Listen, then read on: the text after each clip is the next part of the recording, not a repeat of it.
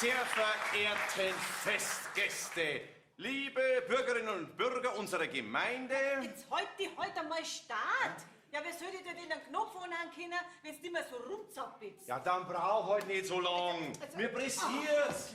Ich muss meine Festrede noch mal durchlesen. Das kann doch nicht so lang dauern, einen Knopf zu mahnen. Ja, wenn's dich nicht Start hältst, dann schon.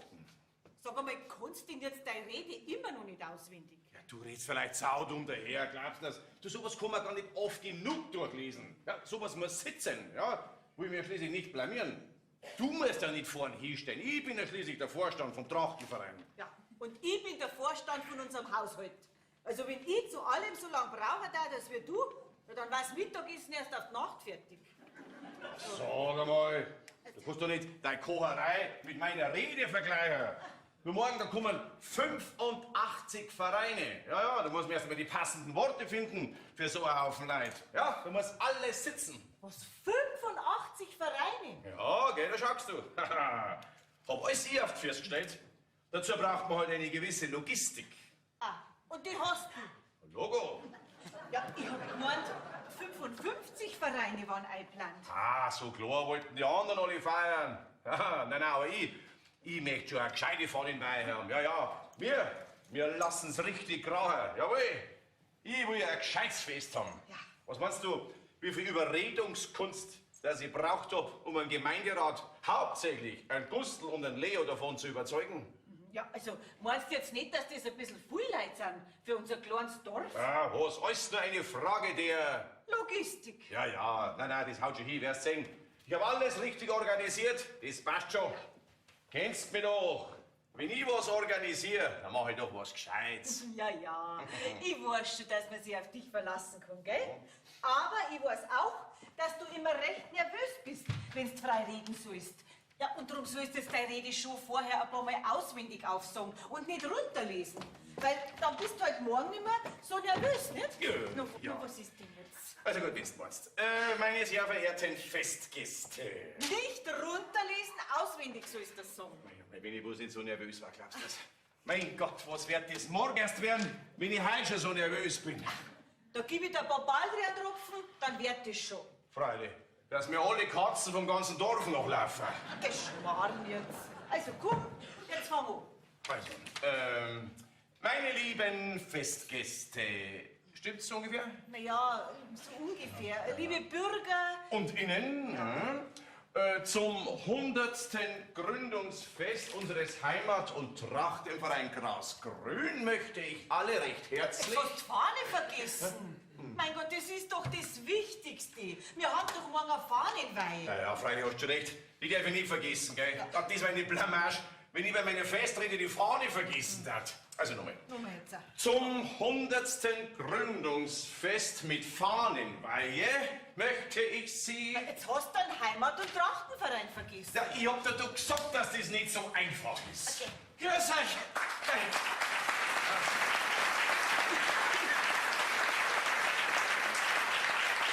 Gut, dass ich dich noch erwische. Ich wollte dir nur sagen, dass wir die große Wiesen am Ortseingang auch noch als Parkplatz hernehmen. Was? Die schöne Wiesen? Na, da wächst ja hinterher nichts mehr, wenn alles zusammengefahren ist. Ja, aber wir brauchen den Platz. Was meinst du, wie viele Autos das da morgen kommen? Ja, freilich nehmen wir die Wiesen als Parkplatz. Ja, das hilft ja sonst nichts. Haben wir halt heuer 5 Uhr, heuer weniger. Gut, abgesperrt ist sowieso schon alles. Ja, schafft, jetzt muss ich mich aber schicken. In einer Stunde ist schon der Einzug ins Festzelt. Mein Gustl. Ah. Ja, du bist ja noch nicht einmal umgezogen. Du gehst aber schon mit dem Trachtenverein mit. Na, halt zum Einzug gehen mit der Feuerwehr. Die brauchen auch ein paar Leute. Okay. Na ja, immerhin bin ja ich der Schlauchrad bei der Feuerwehr, ne? Meine sehr verehrten Festgäste. Und du mal ein Jahr die Feuerwehr nicht vergessen, gell? Ja, du, aber morgen musst du vielleicht schon mit dem Festverein mitgehen, gell? Ja, schließlich bist doch du der zweite Vorstand von unserem Heimat- und Trachtenverein. Ja, am allergescheitesten war sie könnten wir in 3 teilen, ne? Überall könnten sie mich brauchen. Ich weiß ja schon gar nicht mehr, wo mir der Kopf steht. Nein, ich sag's euch, eine Aufregung ist das. Da könnten's mich brauchen, dort sollte es sein. Nein, die Baby hat schon recht.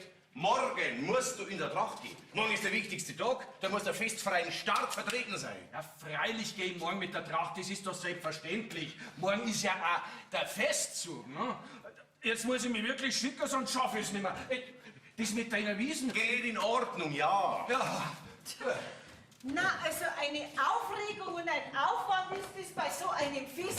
Aber wieso? Das soll doch schließlich ein gescheites Fest werden, noch ganz was Besonderes. Du, die ganzen Nachbarvereine und alle Leute aus den umliegenden Gemeinden, die sollen auch machen, was wir für ein Fest auf die Tür stellen. Mama!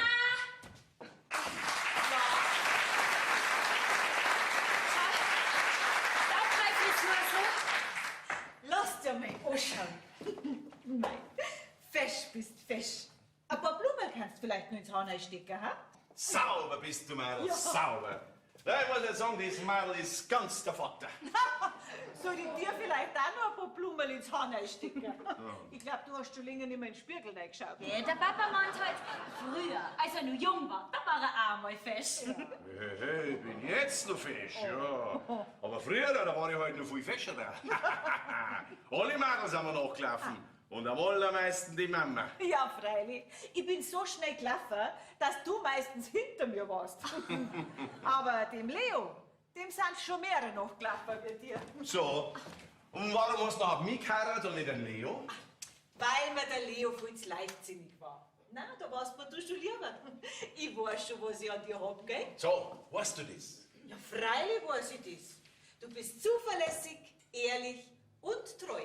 Und sowas ist mir wichtig. So, aber jetzt komm, jetzt setz dich da aufs Kanapee, lernst dein Reden noch mal gescheit, dass du dich morgen nicht blamierst. So, das ist ja interessant. War der Leo also früher ein richtiger Womanizer? Ah, was? Ein Weiberheld. Oh ja, das kann man wohl sagen. Mit unseren weiblichen Kurgästen hat er es besonders gut können. Vor dem war keine sicher, bis er seine Erna geheiratet hat. Die hat ihm dann schon gesagt, wo der Bartel an Most holt. Ja, und seitdem ist Schluss. Und jetzt ist er ein angesehener Metzgermeister. Man kann da sagen, ein kastrierter Saisongockel.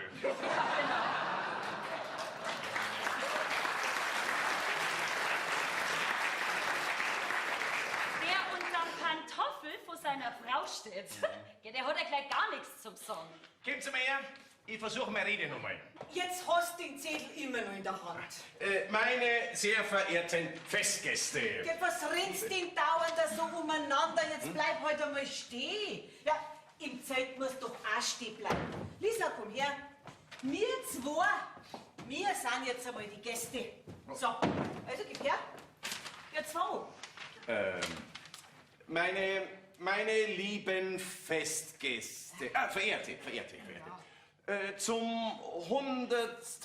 Gründungsfest unseres Heimat- und Trachtenverein Grasgrün mitfahnenweise möchte ich Sie alle herzlich willkommen heißen. Mein besonderer Gruß gilt.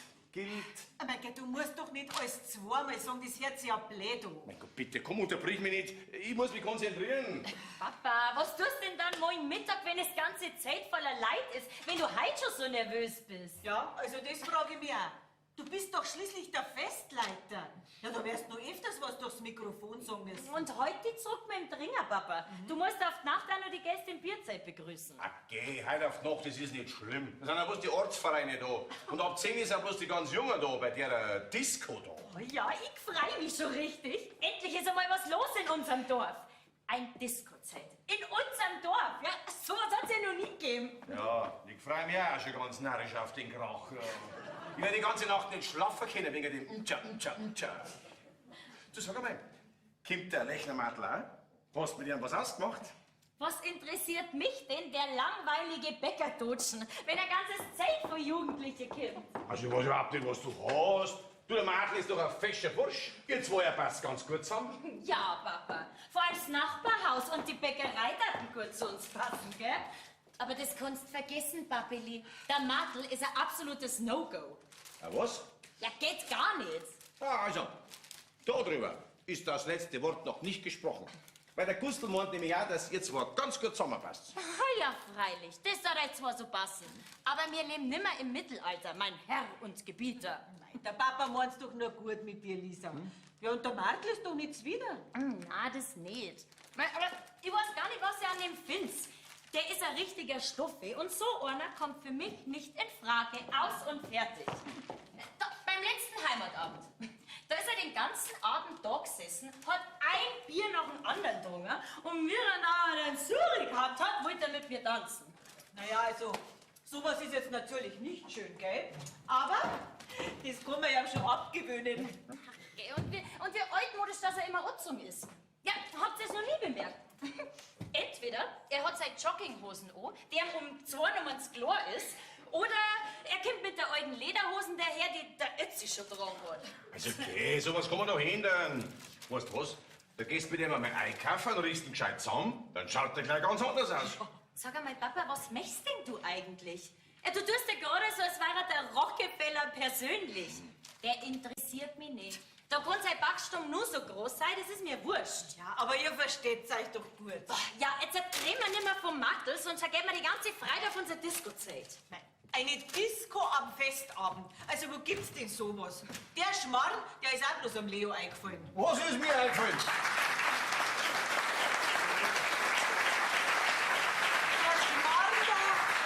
Der Schmarrn da mit der Disco in Zeit. Mama, sowas haben sie jetzt in jeder Gemeinde. Stadelfest, Graffefest. Gürtel hat schon recht, sowas haben sie heute überall. Ach, geh, komm. Früher hat es doch sowas nicht gegeben. Da hat am Samstag eine gescheite Blähmusik gespielt. Das hat uns alle gefallen. Ja, früher. Die letzte Fahnenweihe im Dorf war vor 50 Jahren. Man muss schon was tun für die Jugend, sonst laufen sie uns alle davon. Darum habe ich auch geschaut, dass eine Bar im Zeit ist. Eine Bar. Zu was braucht man denn in Bierzeit immer eine Bar? Das langt doch, wenn es ein Bier gibt. Man muss eben mit der Zeit gehen. Ja, sowas haben sie heute. Bei der Fahnenweih genauso. Ja, und am Verein bringen sie mehr Geld. Ja, genau. Und gleich kriegen schneller einen Rausch zusammen. Vor allem die Jungen. Gell, die sind doch das gar nicht gewohnt. Geh, so schlimm ist doch das nicht. Man darf doch bei so einem Fest ein kleines Reischerl heimtragen. Ja, deine Reischerl, die kenn ich, gell? Aber du hast ja leicht reden, du hast keine Kinder nicht. Du musst dich nachher nicht kümmern drum. Ja, jetzt regt euch bitte wieder ab. Ich weiß schon, was ich tue. Ja, das möchte ich auch hoffen. Und zirk dich um, wenn du in die Disco gehst. Ah, da war ich jetzt nicht drauf gekommen. Und bleib nicht zu lang. Morgen in der Früh geht's um 7 Uhr schon wieder los. Und als Festjungfrau musst du frisch ausschauen. Ja, Mama. Und dass du ja anständig bleibst. Als Festjungfrau musst du wenigstens jungfräulich ausschauen. Ja, Papa. Und richtig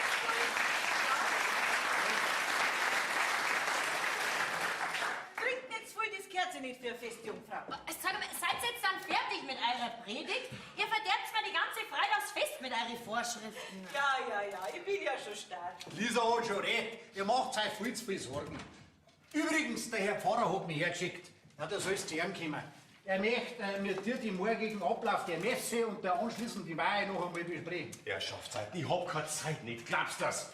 Mein Gott, der wird ja wohl selber wissen, wann und wie er die Fahne zum Wein hat, glaubst du das? Oh mein Gott, 5:30 ist schon 5:30. Meine sehr verehrten Festgäste. Also du, um 6 Uhr wärst du für abgeholt, gell, mit der Bloßkapelle, dass du ja fertig bist. Nur keine Panik, ich bin jetzt schon fertig. Ich warte nur drauf, dass sie mich abholt.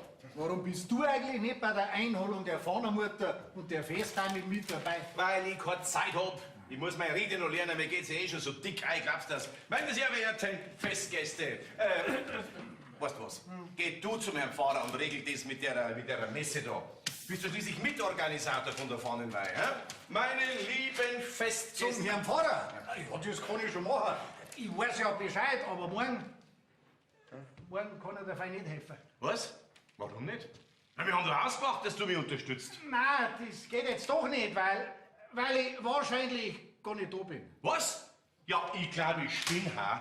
Du zuerst machst dich so wichtig und dann bist du nicht da? Ja, ich weiß schon, aber mein Jana, die hat mich so lange drangsaliert, bis ich eingewilligt hab, dass ich mit dir nach Ringsport fahre. Was tust denn du du in Regensburg, wenn wir da eine Fahnenweihe haben? Die Schwester von der Erna feiert morgen am 50. Geburtstag. Ich wollte ja eh nicht mitfahren, aber du kennst doch die Erna. Die gibt keine Ruhe, bis man einfach nachgibt. Mei, oh mei, oh mei, oh mei. Sag einmal, Leo, was bist denn du für ein Waschlappen, ha? Du warst doch früher nicht so. Mei, oh mei. Meine lieben Festgäste. Du weißt doch selber, wie das ist, wenn man in einen Betrieb reingeheiratet hat. Ja, da muss man sich halt ein bisschen anpassen. Also bei uns ist es nicht so, gell, Papa? Nein. Meine Frau lasst mir vollkommen freie Hand. Die hat vollstes Vertrauen zu mir. Haha. Bei uns haben nämlich ich die Hosen an. Wir feiern heute... Du hast ja aus Geld mit in die Ehe gebracht, aber ich hab doch nichts gehabt, also mir mein Beruf. Jetzt sag einmal, du jetzt bist bald 30 Jahre verheiratet. Also schon langsam darfst du auch mal was zum Sagen haben bei euch daheim. Hau halt einmal gescheit auf den Tisch. Ha? Herzlich willkommen. Nein, das trauen wir nicht. Weißt, bei meiner Erna, da erreiche ich mit Gewalt gar nichts. Du kennst das doch, die möchte halt immer ein bisschen bettelt werden. Also mein Mo braucht einmal um nix betteln. Sowas ist ja völlig uncool. Davon verstehst du noch nichts, gell? Die Frau soll doch froh sein, dass die gekriegt hat. Bist du guter Metzgermeister, machst gute Würst. Ohne die kann doch die ihren Lohn schon längst zusperren. Mein herzlicher Gruß. Abi.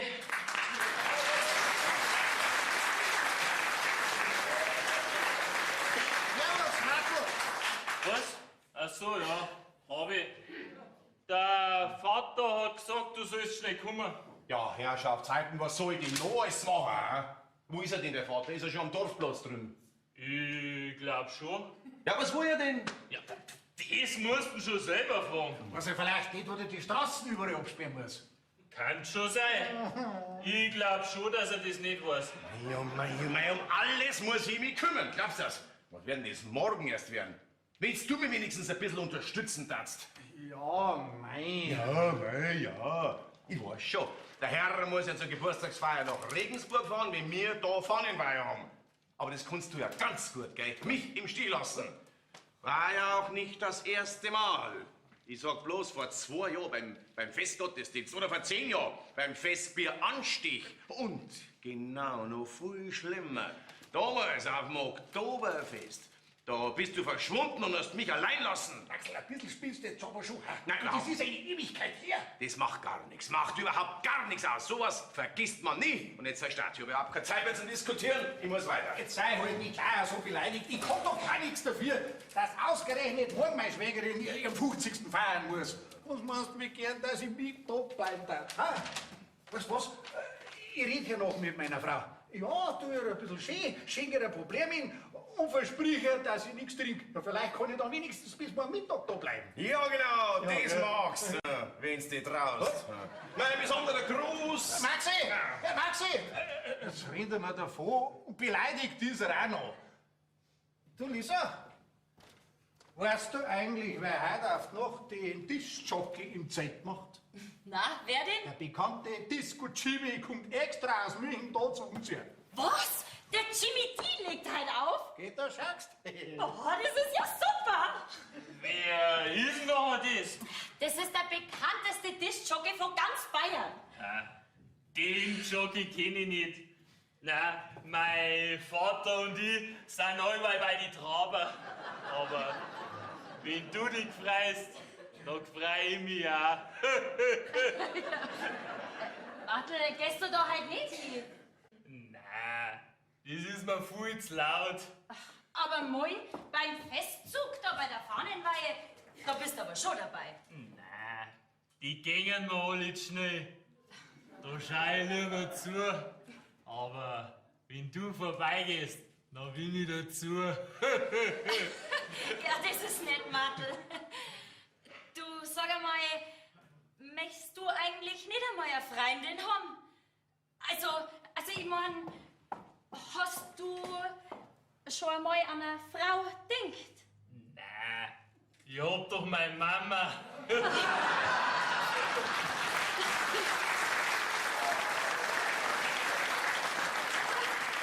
ist gut. Dann bin ich also für die sowas wie deine Schwester. Ja, irgendwie schon. Grüß dich Gott, Lisa. Grüß dich, Erna. Schön schaust aus. Wart's aufs Abholen, gell? Du, die werden gleich kommen, die sind gerade zum Feiselbauen über die die Regina abholen. Mei, so ein Aufwand, ha, zwecks einer Fahne. Also ich verstehe sowas überhaupt nicht. Und was das alles Geld kostet? Ja, ich möchte ja nicht wissen, was dein Dirndlgewand kostet hat. Das kann ich da schon sagen. 450 € hat's gekostet. Was? 450 €? So viel Geld? Mein, und dabei gibt's ja so viel arme Leute, die gar nichts haben, gell? Also ich verstehe das gar nicht, dass man für eine Fahnenweihe so viel Geld ausgibt. Also ich verstehe schon. Ja, so ein Fest feiert man schließlich nicht alle Jahr. So eine Fahnenweihe ist was Besonderes. Sowas ist nichts für mich. Da weiß ich mal schon was Besseres. Erna, ich glaub, dir stinkt's ja bloß, weil sie dich nicht gefragt haben, ob du die Fahnenmutter machen willst. Da mach ich ja schon, gell? Also wenn ich wohl nicht, dann war ich halt die Fahnenmutter und nicht die Feißelbayerin. Aber ich hab ja nicht mögen. War mir schon zu blöd. Komisch. Die Leute sagen aber ganz was anderes. Ja, ich hab gehört, dass du richtig scharf drauf gewesen wärst. Ja, die Erna ist ganz scharf. Was? Ganz scharf drauf, hat meine Mama gesagt. Sei du Stadt, du bist nicht gefragt, ha? Also gut, dann bin ich halt Stadt. Ist mir eh lieber. Also weißt, Lisa, auf das, was die Leute sagen, ach, da brauchst doch du gar nicht gehen. Na, ich selber hab ja nicht mehr. Ich mach mich doch nicht zum Affen. Meinst du, ich kauf mir so ein Sündteiersgewand, sitz mit 3 Tagen in das Zelt rein und lauf beim Festzug noch fast einen Kilometer durchs Dorf, bloß, dass die Leute was zum Kaufen haben. Na, gewiss nicht. Also ich freu mich schon drauf. Ja, das so ist ja. Du bist ja nur jung, da gefällt am alles. Mei, und der Merkel sitzt wieder da, als ob er nicht bis 13 kann. Hä? Was? Hier? Und ausschauen tut der wieder. Kann sich der nicht einmal was Anständiges zum Anziehen kaufen haben? Redst du nicht mehr mit mir? Du hast mich ja nicht gefragt. Also, auf den Mund gefallen ist dir nicht. Na, und ich lass mir von dir auch das Fest nicht verderben. Aber das will ich doch auch gar nicht, gell, Lisa? Gottes Willen, schau mal, ich hab ja sogar einen Kuchen gebacken. Ja, für euer Fest, den bringe ich jetzt dann deiner Mama in die Küche aus, weil die doch morgen für Kaffee und Kuchen zuständig ist, hab ich gehört. Wie viel Kuchen habt's denn schon? Mei, so ungefähr 15 werden schon draußen sein in der Küche. Ah, und deine Mama ist auch draußen in der Küche. Ja, ich denk schon. Mei, die Arme, ha. Weil sogar wenn so ein großes Fest ist, muss die den ganzen Tag arbeiten. Also das war ja nicht das meine. Mei, morgen bei der Hitzen den ganzen Tag in das Zelt stehen und Kaffee und Kuchen verkaufen. Noch dazu eingepfercht in so ein enges Vereinsdirndl. Na, da fahr ich schon lieber nach Regensburg zu meiner Schwester. Mit der wir dann schön Geburtstag feiern. In einem Hotel. Ganz was anderes als so ein primitives Bierzelt. Beim Leo hat's bestimmt im Bierzelt besser gefallen. Du merkst der eins, Dirndl, gell? Meinem Leonhard muss immer das gefallen, was mir gefällt, sonst haut das nicht hin. Der Arme. Das passt schon so, wie es ist. Der Leonhard, das war ja heute noch einmal Schlucker, wenn ich ihn nicht geheiratet. Und jetzt ist er ein angesehener Metzgermeister. Ach so. Der unter deinem Pantoffel steht. Davon verstehst du nichts. Der Leonhard, der braucht eine starke Hand, sonst haut er über die Stränge, ja? So, und jetzt ertrage deine Mutter den Kuchen auf. Red die viel und so schnell. So eine Frau war nix für die Martel. Bei der kamst du nimmer zu Wort. Ich will ja gar keine Frau. Mir reicht ja schon, wie mich meine Mama schimpft. Servus.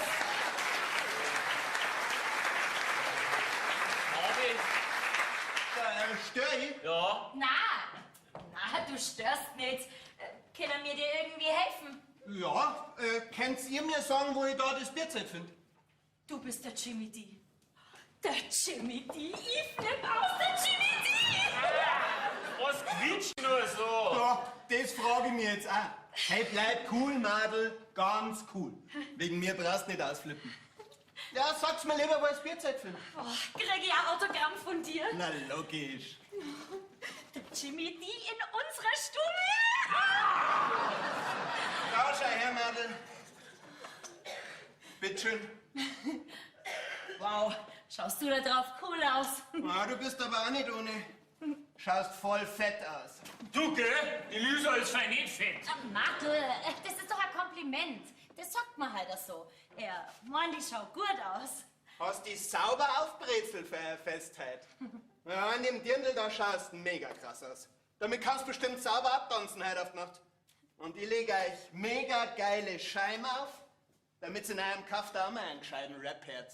Du, gell, wir leben voll nicht hinterm Mond. Wir kennen uns schon aus in der Musikszene. Legst Hip-Hop und Rock auch auf. Na logisch, alles dabei. Rock, Pop, Heavy Metal, Hip-Hop, Rap, Techno, Reggae und einen gescheiten Groove. Was redet denn der für ein Zeug zusammen? Sei stark, Martel, davon verstehst du nix. Ist das dein Bruder? Ja, sowas Ähnliches. Aha. Ja. Dem sein Look ist ja mega krass. Ja, der Martel, der hat halt seinen eigenen Look. Gell, Martel? Ja, ich hab meinen eigenen Look. Du, sag einmal, wo hast denn du die Hosen her? Die ist ja nur noch geil. Die hat mir meine Mama aus dem Katalog schicken lassen.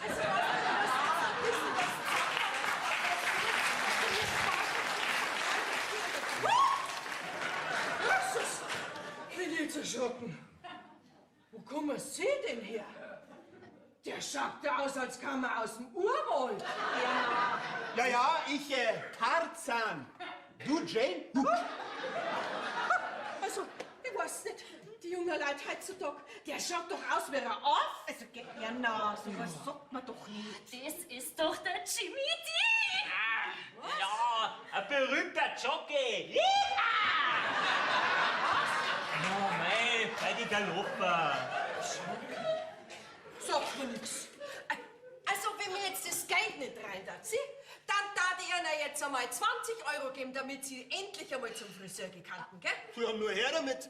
Eine Kohle kann ich immer brauchen. Na, also, dafür ist mir mein Geld zu schade. Der weiß, für was der das ausgibt. Schau du lieber, dass dein Leo findest. Ja, sonst haut er dir nur ab und geht ins Bierzelt. Und du kannst mal ja nur zu deiner Schwester fahren. Um Gottes Willen, der darf auf keinen Fall heute in das Bierzeit, sonst kriegt man dir einen Rausch zusammen und dann kann der morgen nicht nach Regensburg fahren. Um Gottes Willen, um Gottes Willen. Ja, das gang mir ja grad noch ab. Mein Gott, mein Gott.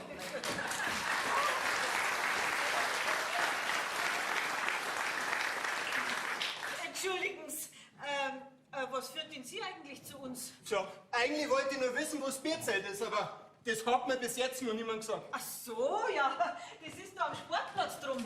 Da müssen Sie bei der Kirche links rauffahren. Ah, Dankeschön. Mei, übrigens, ich bin der Jimmy, der DJ für heute auf die Nacht, aber Sie dürfen ruhig du sagen. Der DJ? Der Disc-Jockey. Ah, der Disc-Jockey. Ach so, aha, ja. Ja, also, das Zeug, das kann ja dann der Martel sagen, gell, Martel? Passt auf. Ja, wenn's unbedingt sein muss. Dankeschön. Da habe ich gleich noch eine Frage.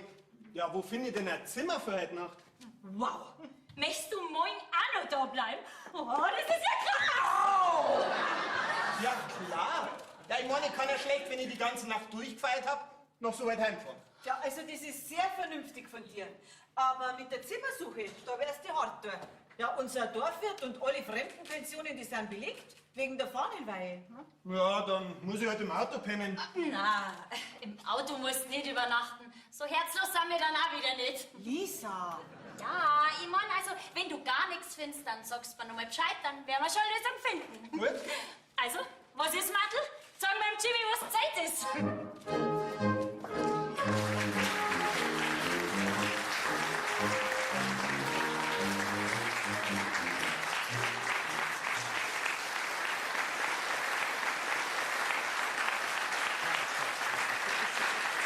Das gibt's doch nicht, dass ich mir diesen Text nicht merken kann. Glaubst du das? Mein Gott, wenigstens die Begrüßung muss ich doch auswendig kennen. Den Rest ließ ich dann runter. Also, ich probiere es jetzt noch. Meine sehr verehrten Damen und Herren, liebe Gästfeste, Herrschaftszeiten, nicht einmal dies haben ich, glaubst du das? Jetzt mag ich aber dann bald nicht mehr. Ach was, ich sag jetzt einfach. Ich sag jetzt einfach, grüß Gott benannt. Ja. Der Heimat- und Trachtenverein Gras-Grün möchte alle herzlich willkommen heißen. Gott sei Dank, wenigstens das haut hier, ja. Oh, ja. Hey, Jetzt muss ich bieseln auch noch, glaubst du? Das ist hoffentlich ist das Boot frei, ja. Okay. Lisa! Lisa, mach auf, beeil dich! Ich muss ins Boot rein! Lisa, schick die! Meine Güte, komm! Lisa! Oh, jetzt mach schon! Was tut denn die so lange im Boot? Das gibt's doch überhaupt nicht, glaubst du das? Lisa! Jetzt mach mal! Wie lange brauchst du noch? Sag, was schreist denn du umeinander in aller Herrgottsfrüh? Weil ich nicht ins Boot rein kann. Mir pressiert, ich muss weiter. Was ist denn los? Papa, warum schreist denn du so? Weil du dich stundenlang im Boot einsperrst. Ich war jetzt gar nicht im Boot. Mich hat die Mama vorhin extra im Wohnzimmer frisiert, damit für dich das Boot frei ist. Also ich muss jetzt bieseln. Mei, ich bin so miert. Ich hab bloß 4 Stunden geschlafen. Ja, was ist denn da los? Da ist ja immer noch abgesperrt. Wer ist denn da in unserem Boot? Ja, das wird halt der Jimmy sein. Was? Ich kenn keinen Jimmy, wir haben keinen Jimmy im Haus. Seit heute Nacht schon. Was? Soll das vielleicht heißen, dass da einer bei uns über Nacht hat? Ja, der Jimmy. Aber deswegen brauchst du dich doch nicht so aufregen. Ja, das heißt Jimmy. Sagst du mal, was wird denn da bei uns gespielt? Also, eins möchte ich mal klarstellen, gell? Was außerhalb passiert, das ist mir wurscht. Aber in meinem Haus nicht, klar? Also, jetzt reg dich doch nicht auf. Das ist Da doch soll ich mich nachher nicht aufregen, hä? Wenn meine Tochter ohne mein Wissen einen wildfremden Kerl mit heimbringt. Aber der ist doch nicht fremd. Den kenne ich schon seit gestern. Oh. Seit gestern! Seit gestern? Ja, da bin ich aber beruhigt. Oh, guten Morgen allerseits. Ha, guck mal. Und einen langhaarigen noch dazu. Sag einmal, wer hat denn dir erlaubt, dass du mit meinem Dirndl anbandelst und gleich bei uns übernachtest? Also jetzt einmal langsam, Chef. Ich geb dir gleich, Chef. Ich hab's ihm erlaubt. Und jetzt geh ins Bad, sonst machst du in die Hosen. Na, das sind ja saubere Zustände. Ja, wenn die Mutter schon so freizügig denkt, wie soll nachher die Tochter anders drauf sein? Sagen Sie mal, haben Sie was geraucht oder sind Sie immer so? Ich bin nicht Raucher und ich bin immer so. Und das scheidet vollkommen aus, gell? Dass du mit einem unrasierten, langhaarigen Typen anbandelst. Der Lechnermadel ist immer glatt rasiert, frisch campig, ja? Das ist ein anständiger Bursch vom Land. Ja. Und jetzt geh ins Bad. In 10 Minuten musst du im Zeit drüben sein. Über diese Nacht ist das letzte Wort noch nicht gesprochen, ja? Und du lass die Finger von meinem Madel, ja? Hast du mich verstanden? Du hast ja bloß ein Glück, dass ich so dringend. Weil sonst... Mensch, Papa, du bist ja nur noch peinlich. Ja. Wer oder was da peinlicher ist, möchte ich ganz gern wissen. Max, jetzt beruhig dich heute wieder. Ich hab dem jungen Mann unser Gästezimmer vermietet. Deswegen ist er da. Du hast ihm unser Zimmer gegeben? Ja. Warum sagt mir denn das kein Mensch? Hat er schon Zeit? Also, das war jetzt krass. Ja, ich muss schon sagen, bei euch geht der Punk ab. Ja, mei, ich muss dich entschuldigen, aber mein Mann hat halt nicht gewusst, dass ich dir unser Gästezimmer vermietet habe. Deswegen braucht er aber einen Jimmy nicht so anfahren. Ja, mei, er hat halt gemeint, dass ihr zwei miteinander... Naja, also so abwegig war das jetzt auch wieder nicht, oder? Langsam, nur nicht hudeln. Das gibt keine schönen Kinder, hat meine Oma immer gesagt. Also das hat noch ein Nachspiel. Ja, das hat noch ein Nachspiel. Du schaust galaktisch aus in den Kleidern. Also, ich glaube, ich muss jetzt da mal was klarstellen. Jimmy, du bist mir wirklich sehr sympathisch. Und ich glaube auch, dass du ein ganz netter Kerl bist. Aber der Max war bestimmt nicht mit einem Discjockey als Freund für seine Tochter einverstanden. Boah, Mama, was fällt denn dir ein? Jetzt fangst du auch noch an. Der Jimmy und ich, wir kennen uns gerade einen Tag und du redest schon von Freund. Wie peinlich ist denn das? Keine Panik. Ja, dass deine Eltern so denken, das stört mich nicht. Und übrigens, den DJ, den mache ich nur nebenbei, damit ich mir mein Studium finanzieren kann. Ach, du bist ein Student? Was studierst du denn? BWL? Ah, naja, wenigstens etwas. Mama, jetzt sei halt nicht so nervig.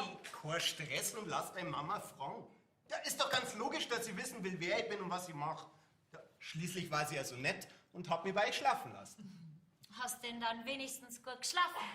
Gut schon, aber nicht lang. Ja, mei, das tut mir leid, aber bei uns wird früher aufgestanden. Ja, passt schon. Aber wenn ihr nichts dagegen habt, dann hau ich mir jetzt nur mal aufs Ohr. Ja, gehst du nicht auf die Fahnenweihe? Doch, doch, ich komm schon. Aber erst am Nachmittag. Also, bis später. Oh, Mama, merkst du nicht, wie du mich gerade eben vor Jimmy blamiert hast? Wir kommen dir nur so nervig fragen. Jetzt schau du lieber, dass du fertig wirst. Erstens nachher ja schon die Musik. Die holen dich schon ab. Was da jetzt? Die sind schon da. Wo sind denn meine Blumen?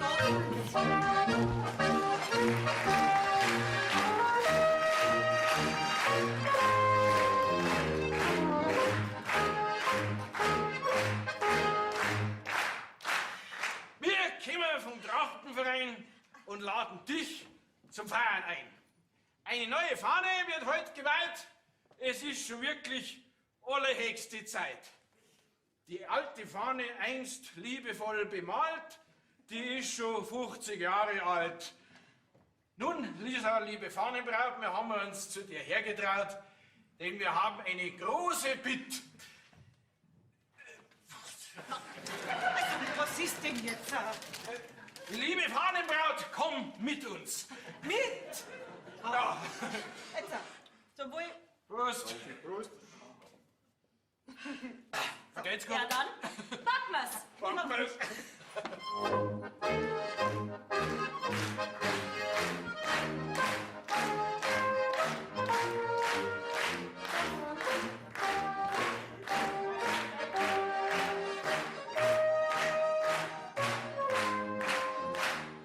Also, wenn es den ganzen Tag so weitergeht, dann kann ich Schlafen vergessen.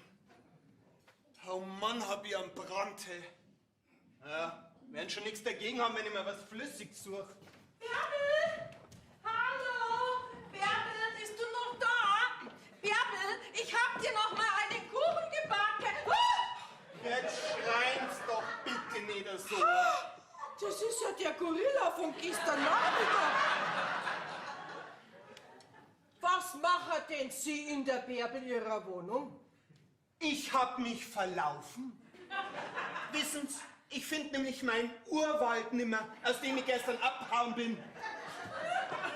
Moment. Ich glaube, Sie haben ganz was anderes im Sinn. Sie wollen während der Fahnenweihe wahrscheinlich das ganze Haus ausrauben. Ja, ja, eh klar.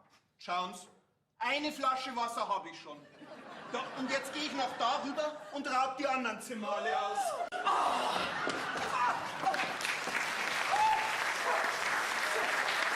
ein kleiner Bärback.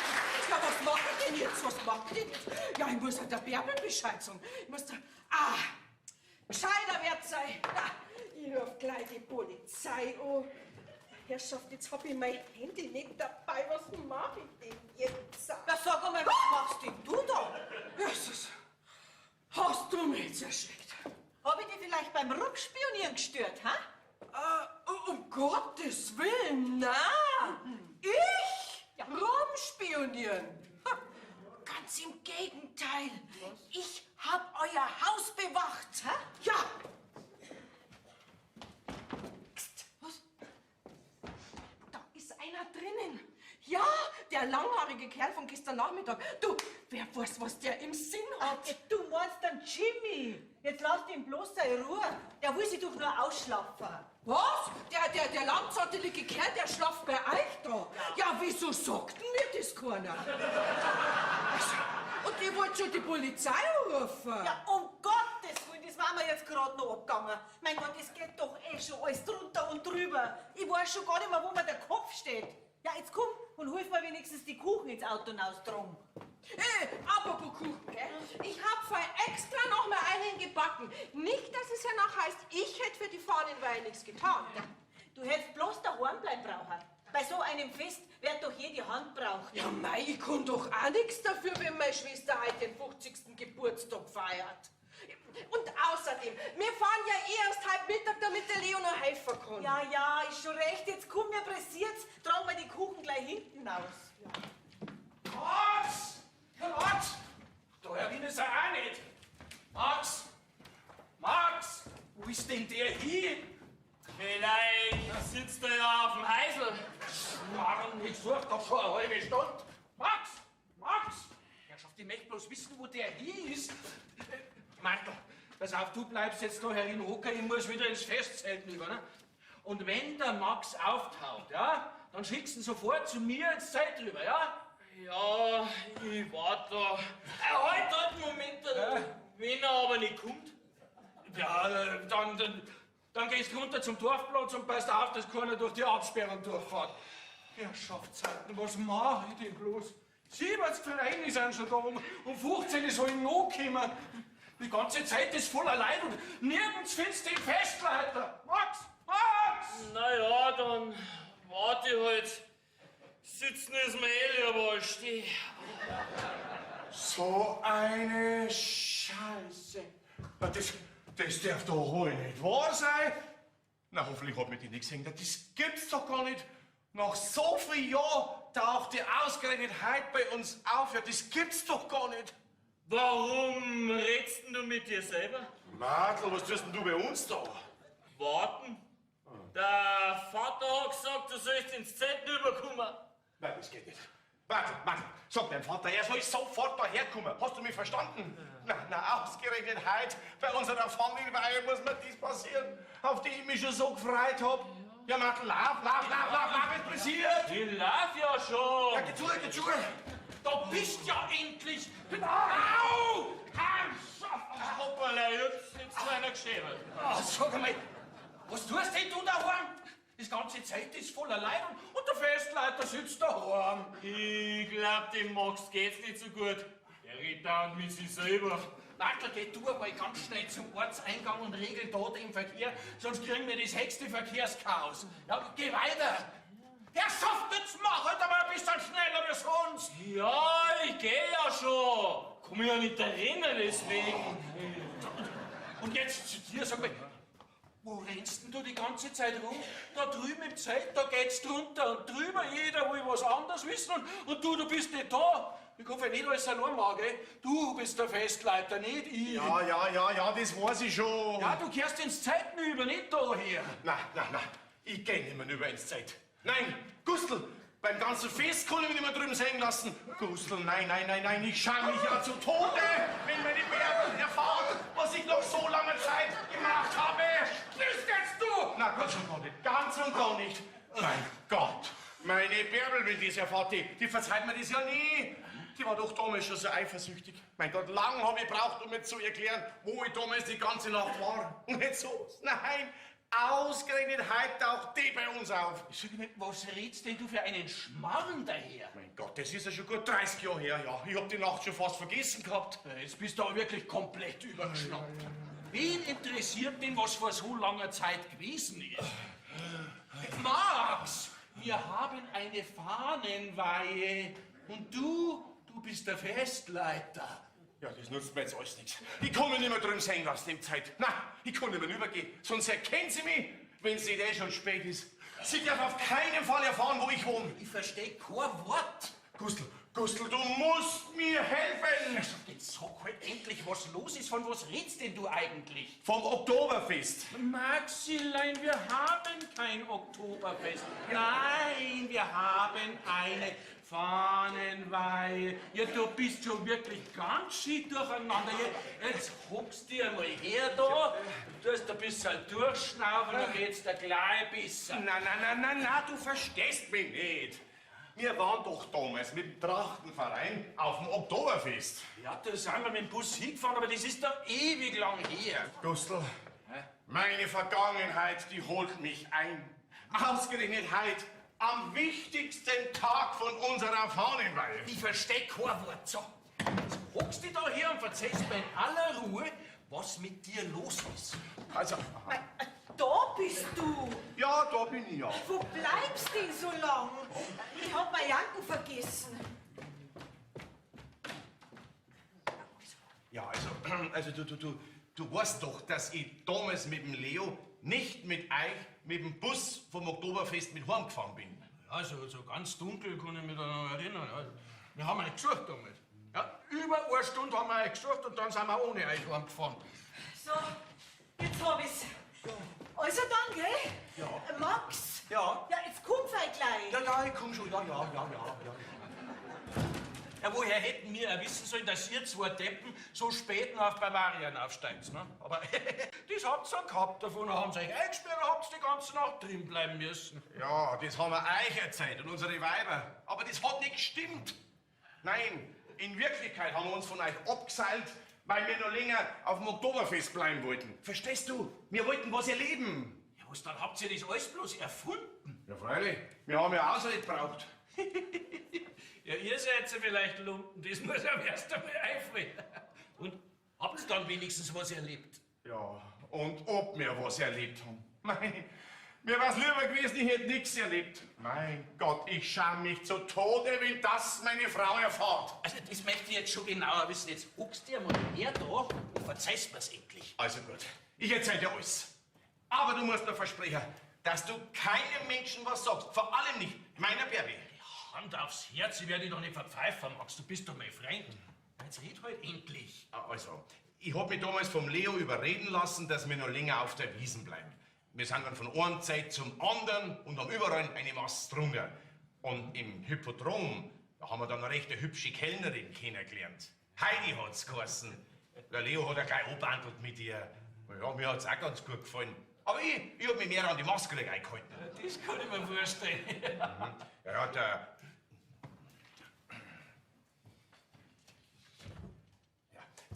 der Leo, der hat alle Augenblick was anderes bestellt, bloß der ist recht oft zu unserem Tisch hat kommen müssen. Da haben wir eine Mordsgaudi gehabt, sag ich dir. Naja, sie war recht lustig, gell. Ja, aber ein bisschen reifer und erfahrener wie mir, junger Campi. Ja, was halt ganz was anderes wie unsere Weiber daheim. Ja, schau, das macht's halt nicht so spannend. Ja, nu war die Wiesn aus. Und als er dann der Leo vorgejammert hat, dass wir doch jetzt heimatlos sind und auf einer Parkbank schlafen müssen, hat's Mitleid gekriegt mit uns und hat uns angeboten, dass wir bei ihr in der Wohnung schlafen könnten. Dann habt ihr bei der geschlafen. Ja, freilich. Was hätten wir sonst machen sollen? Wir haben ja den Hackel gehabt und waren saumiert. Ja, ich wollte ja sowieso nur ein Bett und sonst gar nichts. Ihr seid ja vielleicht Hunter. Übernachten die einfach bei einer Kellnerin. Ja, mir war's aber lieber gewesen, ich war damals mit euch heimgefahren. Ja, da müsstet ihr mich jetzt nicht so schämen und Angst haben, dass meine Frau davon was erfährt. Weil wenn die davon was erfährt, dann schmeißt mich die hinaus. Wieso? Hast du etwa gar was mit der gehabt? Ja, das, wenn ich wüsste. Das, wenn ich wüsste, dann war's mir jetzt wohler. Ich weiß bloß noch, dass wir eine Mordsgaudi gehabt haben, wie wir zu ihr in die Wohnung sind. Und da hat's uns nachher einen Schnaps angeboten. Eine halbe Flasche Bärwurz hat's noch gehabt, aber die hab ich fast ein Lord zusammengetrunken, weil der Leo nämlich keinen Schnaps mehr wollte. Aha, ja und dann? Weiß ich nichts mehr. Am nächsten Tag bin ich neben der Heidi im Bett wach geworden. Ich hab mich gar nicht mehr auskennt. Aber im Bad, da hab ich dann gesehen, dass mir anscheinend in der Nacht schlecht geworden ist. Auf alle Fälle hat das Bad dementsprechend ausgeschaut. Ja, voll deutlich. Ich war hirnlos, war ich. Ich hab meine Hosen und meine Jacken gesucht und bin auf und davon. Verstehst du? Ich weiß bis heute noch nicht, was in der Nacht damals passiert ist und was ich bei der Heidi im Bett gemacht hab. Und wo war der Leo? Der war nicht mehr da. Der ist gleich in der Früh um 4:30 in den ersten Zug gefahren, hat er gesagt, weil er am Boden hat schlafen müssen. Ah, da konnte der Leo also auch nichts sagen. Nein, das ist ja das Blöde. Mein Gott, was mach ich denn bloß? Ausgerechnet jetzt muss die daherkommen, bei unserer Fahnenweihe. Ich weiß ja gleich gar nicht, wie ich der gegenübertreten soll. Mein Gott, wenn die mit meiner Bärbe redet, gar nicht zum Ausdenken. Ich habe die Nacht schon ganz vergessen gehabt, aber jetzt nach so viel Jahren taucht die bei uns da auf. Ah. Bist du sicher, dass die das ist? Ganz sicher, ganz sicher. Ich hab gleich gewusst, dass das die Heidi ist. Gustl, du musst mir helfen. Du musst mir helfen. Meine Bärbel darf das nicht erfahren. Die war doch damals schon so eifersüchtig. Ich hab so lange gebraucht, um mir zu erklären, wie ich die Nacht damals auf der Bavaria verbracht hab. Die vertraut mir doch nie mehr. Ja, aber wenn diese Heidi die jetzt auch erkannt hat oder den Leo, was magst du denn dann? Nein, die hat mich nicht gesehen. Bin ich ganz sicher. Und den Leo, den sitzt nicht. Nein, weil der ist nicht im Zelt drüben. Nein, der kümmert sich jetzt um die Aufstellung vom Kirchenzug und danach, da fahrt er sofort nach Regensburg. Aber ich kann mich nicht mehr drüben sehen lassen im Zelt. Verstehst? Ja, das ist saublöd. Ja, ich muss krank werden. Jawohl, ich brauche eine Krankheit, mit der man nicht mehr aus dem Haus gehen kann. Jawohl. Aber mir fällt jetzt nichts ein. Wie war's mit Mumps? Geht nicht, da braucht man ein Geschwur ins Gesicht. Ja. Und wie war's mit der Blinddarmentzündung? Geht nicht, der ist schon draußen. Bauchweh? Heimweh? Hä? Na, jetzt hab ich's, pass auf. Ich sag deiner Bärbel, dass du eine Bauchgrippe höchsten Grades hast. Ja, da brauchst du gerade ein bisschen Rizinusöl, dann haut das schon hin. Rizinusöl? Ach, gar keine schlechte Idee, ja. Ja, aber sag einmal, wer kümmert sich denn so lange in dem Festzelt um alles? Natürlich du. Ja, jetzt kannst du mir jetzt sagen, was drauf hast. Ich verlass mich auf dich. Na gut. Und wer soll dann die Rede halten, wenn du nicht da bist? Ja, du. Ich? Ja, bist du schließlich der zweite Vorstand. Pass auf, du brauchst das ja bloß runterlesen. Schau her, hab da alles fein säuberlich aufgeschrieben. Lesen kannst du ja. Ich soll die Rede halten? Vor so viel Leid? Nein, das kann ich nicht. Da wäre ich ja ganz nervös, wenn ich bloß dran denk. Jesus! Die spielen schon zum Kirchenzug auf! Ich muss weiter! Halt, die Rede! Hey, die Rede! Oh, die Rede! Du Holzfeig gescheit, du kannst dich schon! Ja! Ja, oh mein, ich hoffe, es geht das gut aus, ja. Was mache jetzt ich? Rizinusöl, jawohl. Das brauche ich, dass meine Bauchgrippe wenigstens ein bisschen glaubhaft ausschaut, ja.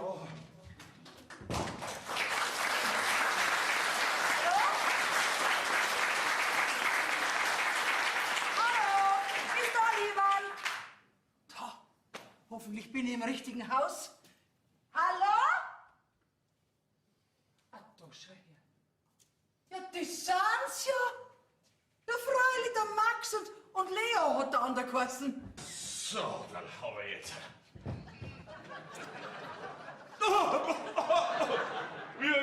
Wir kommen den Sieg oder rein? Entschuldigung, aber sind Sie nicht der Max? Ich? Na, wieso? Aber freilich! Ja, ihr habt's doch vor fast 30 Jahren bei mir in München in der Schwandaler Straße übernachtet. Ich weiß überhaupt nicht, von was Sie sprechen. Okay, erinnerst dich nicht mehr? Ich bin die Heidi.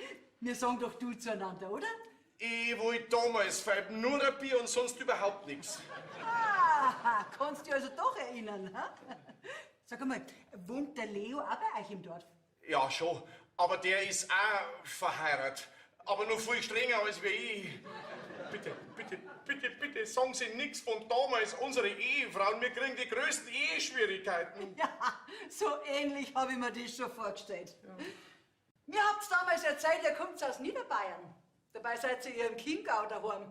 Das hat der Leo erfunden, nicht ich. Ja, da hätte ich lang suchen können. Ich komm gleich wieder. Ich muss nur schnell schauen, was mit Max los ist. Oh Gottes Willen, meine Frau, die darf dich doch nicht sehen. Schnell in die Küche.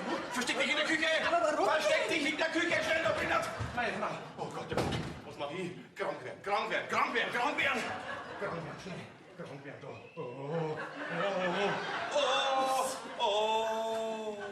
Max? Max? Ja. Da bist du. Ja, da bin ich. Ja, der Gustl hat gesagt, dir geht's nicht gut. Na, gar nicht, geht's mir gut, gar nicht. So viel Bauchweh habe ich, dass ich es gar nicht aushalten tue. Gell, ist so schlimm, ha? Ja. Mei, wahrscheinlich bist du aufgeregt wegen deiner Festrede. Ja. Soll ich dann Kamillentee machen? Ja. Na, keine Kamillentee, den vertrage ich nicht. Na, da werden wir bloß noch schlechter. Oh. Ja gut, dann mache ich da heute einen Pfefferminztee. Der hilft auch. Na, kein Pfefferminztee. Setz dich da her zu mir und tu mir einfach nur mein Baucherli kraulen. Ja, meinst du jetzt, dass das hilft, ha? Ja. Ja, also, ich glaube, ich mache dir doch lieber einen Tee. Na, keinen Tee. Eine Wärmflasche. Eine Wärmflasche hilft mir ganz bestimmt, ja. Was, eine Wärmflasche? Ja. Naja, also gut, schaden kann's nicht, gell? Warte, ich bring dir gleich eine. Ja. Schnell, raus. Wer braucht die auf die Dolly Zähne? Reißt mir doch einen Arm aus. Pass auf. Ich geb dir 100 Euro, wenn du sofort da verschwindest. Schon wieder. In die Küche. In die Küche rein, was steht die da drinnen? Mein Gott. Ja. Mein Gott. Geh her, du blöder Hund, doch, geh her. Jetzt schau her, da hast du jetzt deine Wärmflaschen, gell? Aber ich mach dir jetzt trotzdem nur einen Tee, weil doppelt genäht hält besser, gell? Das ist da bin ich jetzt erschrocken. Wer sind denn Sie? Was machen denn Sie in meiner Küche? Ja. Ich glaube, Sie wollt mir wahrscheinlich, gerade einen Tee machen. Wollt ihr ein Thema? In meiner Küche? Ich bin die Heidi Lenski. Ich bin Bedienung im Zelt drüben. So, Bedienung Ja. sind's. Was machen dann Sie bei uns in der Küche? Ja, Ihr Mann hat mich reingeschickt. Ja, kennen Sie meinen Mann? Ja, also, kennen war ein bisschen zu viel gesagt. Der Gustl. Der Gustl hat sie mir geschickt. Ja, weil sie sich mit Heilkräutern auskennt. Und da hat er gemeint, sie kann mir einen Tee machen, damit er jetzt schnell wieder gesund wird. Ach so, deswegen waren Sie in meiner Küche. Warum sagen Sie das nicht gleich? Ja, genau deswegen, ja. Ja, und deswegen wollte ich auch von dir keinen Tee haben, weil ich gleich von ihr einen kriege. Ja, dann gehen Sie bitte gleich wieder rein in die Küche und machen ihm einen gescheiten Kräutertee, gell? Damit er schnell wieder gesund wird, mein Max. Jo. Der muss nämlich am Nachmittag die Festrede halten. Ja, bis dahin muss er fit sein. Ah ja, ich helfe ihm schon. Ja, das ist gut, weil ich habe nämlich überhaupt keine Zeit. Also, ich verlasse mich dann ganz auf Sie, wenn ich Sie auch nicht persönlich kenne, gell? Das wird sich bei Gelegenheit schon nochmal ergeben. Ah ja, freilich, das können wir dann später noch. Also mir pressiert's. Max, Ja? schau, dass du schnell wieder gesund wirst. Ich schau vielleicht später noch mal vorbei, gell? Ja, und wir sehen uns ja dann im Zelt. Da können wir dann nicht sein, ob es ihm schon besser geht. Also bis dann. Ja, aber ich kann fein nicht lang bleiben, gell? Ich muss auch wieder ins Zeiten über. So. Und du erzählst mir jetzt mal ganz genau, warum ihr damals in aller Früh so mir nix, dir nix einfach verschwunden seid. Also mir war schlecht. Und du hast so schön geschlafen, da wollte ich dich nicht aufwecken. Aus lauter Rücksichtsnahme seid ihr verschwunden. Aha. Und nach 9 Monaten bin ich da gestanden mit meinem Kind. Mit was für einem Kind? Diese Nacht ist nicht ohne Folgen geblieben. Nicht ohne Folgen? Soll das vielleicht heißen, das? Na, das darf nicht wahr sein. Bitte, sag, dass das nicht wahr ist. What's du jetzt seit ein Märchen? 28 Jahre so alt, mein Bub. Und ich habe ihn ganz allein großziehen müssen. Finanziell ist uns nicht immer gut gegangen, aber naja, jetzt kann ich ja die Alimente nachfordern, gell? Alimente, Ja. 85.000 Euro. 85.000 Euro. Rechne es aus. 350 Euro mal 21 Jahre ist wie viel? Was jetzt nicht? Ich kann nicht mehr rechnen, ich bin fix und fertig. Lisa? Tja, Mama, du?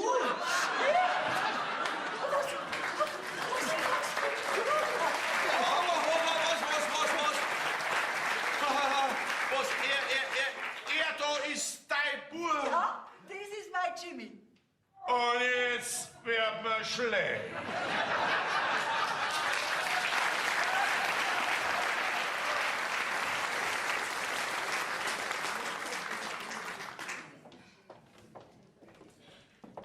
Ach, guten Morgen, Mama. Guten Morgen. Jetzt ist gleich Mittag. Ja, ich weiß schon. Und? Wie ist gelaufen gestern? Wie war's? Ein einziges Chaos ist das Fest. Gott sei Dank ist heute der letzte Tag. Alles geht drunter und drüber. Hoffentlich geht's am Papa heute schon besser, damit er heute auf die Nacht wenigstens seine Abschlussrede halten kann. Ja, hoffentlich. Und bei dir? Alles bestens. Ich wollte eigentlich bloß schnell eine Tasse Kaffee trinken. Dann lege ich mich noch mal hin. Ja, legst dich noch mal hin, dass du heute auf die Nacht fit bist. Ach, Mama, übrigens nur was. Der Jimmy hat heute noch mal bei uns übernachtet. Aber nicht in deinem Zimmer, oder? Na, im Gästezimmer natürlich. Obwohl, du Mama, wie findest du den? Oh, ich finde den voll cool. Mein Dirndl, am Anfang sind sie alle cool. Naja, aber ich habe ja gestern schon gemerkt, dass zwischen euch zwei gefunkt hat. Und wie es gefunkt hat. Du hast doch hoffentlich nichts dagegen. Aber na, was soll ich denn dagegen haben? Er ist ja ein ganz sympathischer Kerl. Aber dein Papa wird bestimmt nicht einverstanden sein damit. Bitte, Mama, red du noch mal mit dem Papa. Der kann doch nicht wirklich glauben, dass ihr mal mit dem Martel zusammenkommt. Naja, also gut. Ich werde ihn schon drauf vorbereiten. Wo ist er denn überhaupt? Der schlaft noch. Hoffentlich schlaft er sich gesund. Hast du ihm schon erzählt, was der Gustl gestern für ein Red gehalten hat? Na, da bin ich heute Nacht nicht dazu gekommen. Dein Papa hat so viel Bauchweh gehabt, der ist die meiste Zeit auf dem Heisel gesessen. Ja, Amen. Hoffentlich geht's ihm heute schon besser, damit er wenigstens nur ein bisschen was hat von unserer Fahnenweihe. Er hat sich doch so drauf gefreut. Mein Gott, nein, ich glaube, wenn ich dem erzähle, wie lächerlich der Gustl uns mit seiner Rede gemacht hat, dann mag der gar nicht mehr hingehen. Ja, das hätte er sich aber auch denken können, dass das nicht gut geht. Nicht gut geht, ist gut. Da hat er gestern anscheinend überhaupt nichts geklappt. Leo, was tust denn du schon da? Ich hab gemeint, du bist heute noch in Regensburg. Mein Nietzsche hat mich heute in der Früh angerufen und hat mir erzählt, dass gestern bei der Fahrerei alles drunter und drüber gegangen ist. Ja, dann hab ich mich gleich ins Auto gehockt und bin losgefahren. Ich meine, als Mitorganisator bin ich doch für alles verantwortlich. Der Geweih, das Eisergut, bring mir einen Kaffee. Und das hat dir dein Erna erlaubt, dass du ohne sie daherfährst. Du, der Blecker kann ich mich selber. Sag mir lieber, was da gestern los war. Hast du das gestern nicht mehr mitgekriegt, dass der Papa plötzlich krank geworden ist? Ja, wir sind gleich nach dem Kirchenzug nach Regensburg gefahren. Der Max ist gestern Vormittag plötzlich krank geworden. Und du warst nicht da. Jetzt hat der Gustl die Festrede halten müssen. Was, der Gustl hat die Festrede gehalten? Das kann ja nichts Gescheites geworden sein. Ja, das kannst du dir ja vorstellen. Im Fernsehen kannten sie es bei Es darf gelacht werden bringen. Fast 950 Leute sind in dem Zelt drin gesessen. Und alle haben's bloß noch geschrien vor lauter Lachen. Was hat er denn gesagt, dass die gleich geschrien haben vor lauter Lachen? Der Max hat am Gustl den Zettel mitgegeben, auf dem seine Festrede gestanden ist. Ja, und der Gustl, der hat den Zettel verwechselt. Verstehst? Er hat die Rede von der letzten Beerdigung in seiner Tasche. Ach du lieber Gott. Liebe Trauergemeinde, hat er gesagt, wegen eines traurigen Anlasses sind wir heute zusammengekommen. Bei uns hat hell aufgelacht und er hat's nicht gemerkt und hat weitergeredet. Tief bewegt müssen wir heute Abschied nehmen. Warum habt's denn das nicht verhindert? Das haben wir doch gemacht. Nein, ich bin hinauf aufs Podium und habe ihm den Zettel aus der Hand gerissen und habe ihm gesagt, dass das die falsche Rede ist. Dann hat der ewig lang in seiner Joppen rumgesucht und den richtigen Zettel nicht gefunden. Na, also ich habe mich dann bei den Leuten entschuldigt und habe gesagt, dass die Festrede leider ausfallen muss, weil der Festleiter plötzlich erkrankt ist. Gott sei Dank, dann war's ja eh nicht so schlimm. Hast du einen Zucker vielleicht auch? Bis dahin noch nicht. Aber der Gustl hat nicht auf die Mama gehört und hat gemeint, wenigstens die Ehrengäste muss er begrüßen. Ja, und dann soll's gehört haben, was der für einen Schmarrn verzapft hat. Unseren Herrn Pfarrer hat er als hochwürdigste bischöfliche Geistlichkeit begrüßt. Und unseren Bürgermeister als Oberbürgermeister. Das darf doch nicht wahr sein. Ja, und wie die Leute dann wieder recht gelacht haben, ist er nervös geworden und hat zum Stottern angefangen. Lieber Oberbürgermeister Sepp, ich möchte dir und deinen 8 Geheimräten danken. Was, Geheimräte hat er zu unserer Gemeinderede gesagt? Ja, und zum Fahnenjunker hat er gesagt, lieber Christian, dir möchte ich besonders danken, dass du heute unsere Fahnenjungfrau bist. Ich sag's ja, die Leute, die haben Brüllen vor Lachen. Um Himmels Willen, der hat uns ja einen Umkreis von 50 Kilometern blamiert. Ja, die ganze Rede, das war einziges Chaos. Weißt du, das der Max schon? Na, bis jetzt noch nicht. Mein weißt du an so einem wichtigen Tag nach Regensburg fahren musst. Du warst der Einzige gewesen, der an Max anständig vertreten hätte können. Ich hab heute in der Früh meiner Frau schon meine Meinung gesagt. So was passiert mir nimmer. Ja, jetzt ist spät. Jetzt ist der Karren schon drin im Träger. Ja, dann müssen wir halt wieder rausziehen. Und wie willst du das machen? Ja, fällt schon was ein. Als erstes lasse ich einen Artikel in die Zeitung setzen, wo sich unser Trachtenverein bei allen Festteilnehmern für die verunglückte Rede entschuldigt. Ja. Birbi, sag Max gute Besserung und ich schau hernach nur einmal vorbei. Viert euch! Vierte.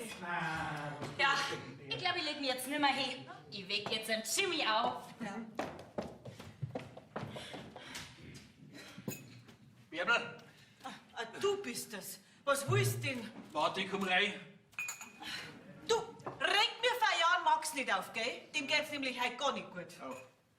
Weiß er schon, dass ich seine Rede verschlampt hab und dass ich selber eine gehalten hab? Nein, bis jetzt noch nicht. Das kannst du ihm nämlich selber beibringen, gell? Aber bitte schonend. Weil sonst trägt er sich bloß wieder recht auf und das tut ihm heute gar nicht gut. Also, ich mache ihm jetzt erst einmal einen Tee. Oh, tut mir alles weh. Hast du besser als früher nicht so erwischt, hä? Du sag ja das Wort nimmer, ich kann das nimmer hören. Ich hab die ganze Nacht nicht geschlafen und bin auf dem Heisel gesessen, glaubst du das? Ich hab einen Magen beieinander, als wenn ich Spülmittel gesoffen hätte, ja. Und alles war umsonst. Was? Wieso umsonst? Weil diese Kellnerin die Heidi rausgefunden hat, wo ich wohne, und sie war bei mir da. Was, die war bei dir da? Ja, und kaum war sie da ist die Bärbe auftaucht. Die Bärbel ist auch auftaucht. Ja. Was hast du denn dann gemacht? Da hab ich gesagt, du hättest sie mir geschickt, weil sie sich mit Heilkräutern auskennt. Gut. Apropos Heilkräuter, Schnapsel war jetzt vielleicht ganz gut, hä? Ja, bei dem Gedanken wird man schon schlecht. Du brauchst es ja nicht trinken. Alter, eine, ja. Aber gut bist du schon. Wie ist dir denn das so schnell eingefallen mit den Heilkräutern? Nein, in der Not, da fällt einem leicht was ein. Geh, du wolltest doch nicht mehr lernen. Ja, was hätte ich denn machen sollen, ha? Aber es ist sowieso alles wurscht. Alles ist vorbei, wenn nicht nur ein Wunder passiert. Warum? Weil die Nacht nicht ohne Folgen geblieben ist. Nicht ohne Folgen? Wie meinst du denn das? Vater bin ich geworden. Wieso? Mein Gott, fragst du vielleicht saublöd. Ja, weil sie ein Kind gekriegt hat, die Heidi. Ein Kind! Von dir?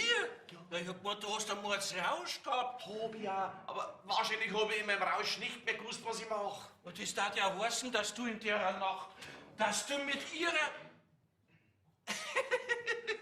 Nein, das glaube ich nicht, das müssen sie ja noch wissen. Ich weiß überhaupt nichts mehr. Null, da kann ich meinen Kopf anstrengen, wie ich mag. Ich weiß bloß nur, dass ich in der Früh neben der Heidi wach geworden bin. Oh mein, oh mein, oh mein, was wird das? Was soll das werden? Wenn das meine Bärbe erfahrt, dann kann ich meinen Koffer packen. Okay, das wird schon nicht so schlimm werden. Schau, dein Bärbel, das ist doch eine gute Haut, die verzeiht dir das schon. Und das ist ja auch bald 30 Jahre lang her. Ne? Und so wie du die Geschichte verzeiht hast, kannst ja du quasi gar nichts dafür. Nein, mein Bärbi, mein Bärbi, die darf das nicht erfahren. Nein. Am gescheitsten ist, wenn ich die Geschichte überhaupt geheim halten kann. Ja, aber wenn du jetzt noch weiter lügst, dann wird's vielleicht noch schlimmer. Jetzt sag ihr halt gleich die Wahrheit. Nein, das geht nicht, nein. Am Ende, da verzeiht's mir nicht. Und was ist dann? Mein ganzes Renommee, das war beim Teufel, ja, mein ganzes Ansehen. Die Leute haben sich doch als Maul zerreißen. Also was die Leute sagen, das kann dir doch jetzt wirklich wurscht sein. Hauptsache dein Bärbel halt zu dir. Nein, ich muss mit der Heidi noch mehr reden. Die darf auf keinen Fall meiner Frau irgendwas sagen. Um Gottes Willen, und das mit den Alimente muss ich ja auch noch regeln. Naja, notfalls muss ich es halt abstottern. Was Alimente musst du auch noch zahlen. Na, das wird ja nicht so schlimm sein. Nein, bloß 85.000 Euro. Na ja, 5... Was? Oh! Da, meine ich, wird dein Bärbel kein Verständnis haben. Sag mal, gibt's das Kind überhaupt? Ich meine, hast du das schon einmal gesehen? Ja, leider. Aber Gott sei Dank weiß er nicht, dass ich sein Vater bin. Sonst könnte ich die Sache nicht mehr länger geheim halten. Nein. Ist da dieser Kreuz, glaubst du das? Ha? So schön hätte alles werden können. Ha? Ich hab mich so gefreut auf die Fangenweihe. Und nix hab ich bis jetzt gehabt davon, gar nichts. Hast du wenigstens meine Rede schön gehalten? Ja. Und? Hat's dir leicht gefallen? Ja, ich mein schon, so wie die gelacht haben. Was gelacht? Wieso gelacht? Meine Rede war doch nicht zum Lachen. Ja, weißt du, das ist ja so, ich hab den Zettel mit deiner Rede, den hab ich nicht mehr gefunden und dann hab ich halt improvisieren müssen. Alles geht schief. Nein. Aber die Fahnenweihe ist mir jetzt nicht so wichtig. Die Hauptsache ist, dass meine Frau nichts erfahrt von meinem Kind. Ja, aber wenn sie es doch erfahrt, was machst du denn dann? Nix. Dann kann ich bloß hoffen, dass sie mir verzeiht. Wer soll dir was verzeihen? Der Gustl. Der Gustl, weil ich doch so plötzlich so krank geworden bin. Was? Das verstehe ich jetzt nicht. Ja, der Max, der hat ein schlechtes Gewissen, weil er uns bei der Fahnenweihe so allein lassen hat. Danke. Da kannst doch du nichts dafür. Du bist ja nicht absichtlich krank geworden. Natürlich nicht. Nein, das hab ich ihm auch gesagt, der ist ja da vollkommen unschuldig. Ne? Und bei der anderen Geschichte, da ist er ja auch unschuldig.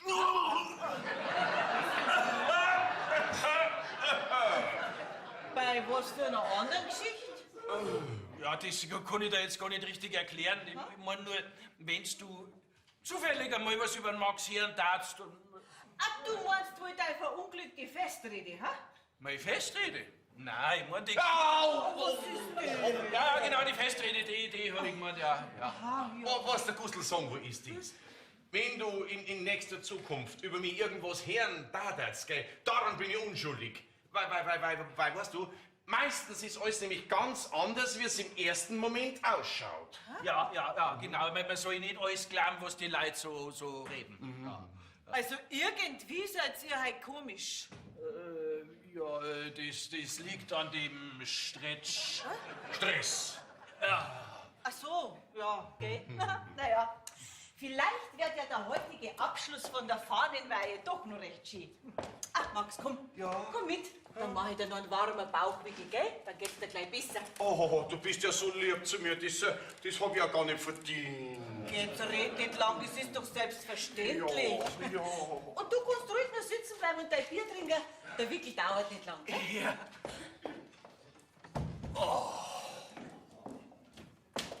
Wo ist die Mama? Die wickelt gerade dein Vater. Ich mein, sie macht ihm einen Wickel.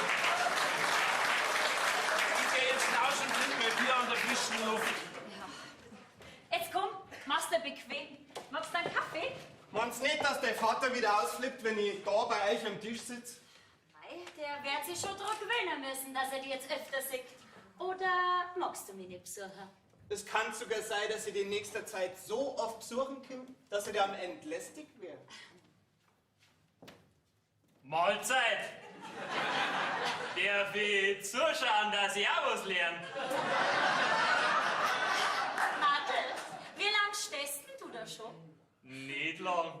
Aber wenn du weitermachst, dann bleib ich nur ein bisschen und schau zu. Ja, uns stört's nicht, oder Lisa? Ja, wisst, dann kann ich das Puzzle gleich einmal heute auf Nacht mit der Hilde ausprobieren. Wer ist denn die Hilde? Die habe ich gestern nach dem Festzug kennengelernt. Was? Du hast ein Mädel kennengelernt? Ja, und die ist so lieb. Und heute auf die Nacht treffen wir uns.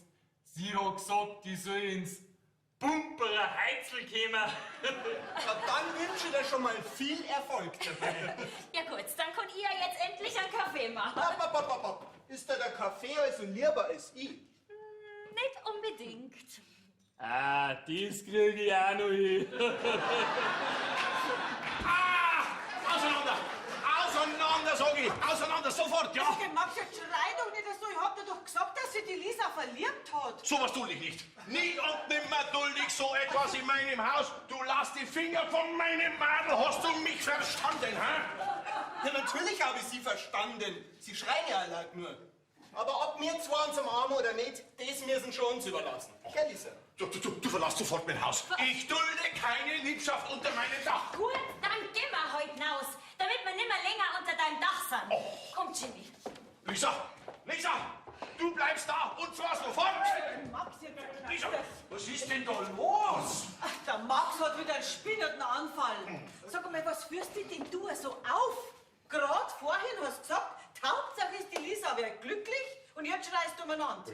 Sie soll auch glücklich werden, die Lisa, ja, aber das kann sie auch mit Martel. Ich will ja die Lisa gar nicht. Ich mein, nicht so. Martl, gib mir Ruhe, gell? Du mischst dich da nicht ein und gehst jetzt heim. Heim? Na, heim geh ich nicht. Na, ich geh ins Zelt rüber und warte auf meine Hilde. Auf was denn für eine Hilde? Auf die Hilde, die Wilde.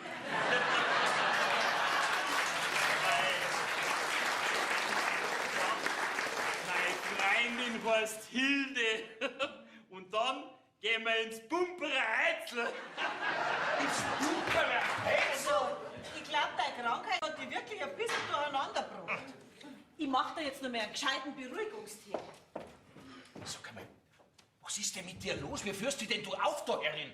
Ich hab gemeint, du willst dich bei deiner Bärbel einschmeicheln, damit's dir verzeiht, wenn's was erfahrt. Nein, weil das nicht geht, dass die Lisa mit dem Jimmy zusammen ist. Das kann dir doch jetzt wirklich wurscht sein. Lass doch die zwei, du hast wirklich andere Sorgen. Das darf nicht sein. Ja, und warum nicht? Lass halt dein Dirndl das Vergnügen. Nein, es geht nicht. Sag mal, verstehst denn du das nicht, ha? Nein, der Jimmy ist doch der Lisa, ihr Bruder. Geht, spinnst aber schon. Seit wann hat die Lisa einen Bruder? Seit gestern. Seit gestern. Der Jimmy ist mein Bub. Dein Bub? Ja, Der Jim? Ja. So groß ist der schon. Ja.